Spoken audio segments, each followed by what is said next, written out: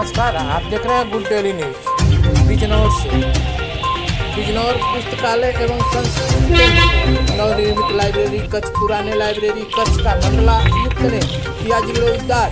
बिजनौर पुस्तकालय एवं सांस्कृतिक केंद्र का नाम परिवर्तित कर बिजनौर के देश के मशहूर कवि दुष्यंत कुमार के नाम से रखा गया। दुष्यंत कुमार बिजनौर जिले के राजपुरा नवादा के रहने वाले थे। इसके संदर्भ में संग्रहालय बनाने के प्रस्ताव पर भी शासन को भेजा जा चुका है।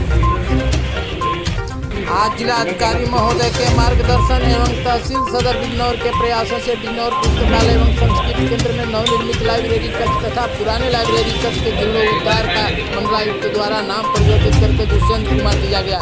इस पुस्तकालय में रोजाना लोग किताबें पढ़ने के साथ छात्र एवं छात्राएं भी प्रतियोगी परीक्षाओं की तैयारी करने के लिए आते हैं। दुष्यंत कुमार के नाम पर पुस्तकालय का नाम पढ़ने से जिले के साहित्यकारों में किसी की लहर दौड़ गई है।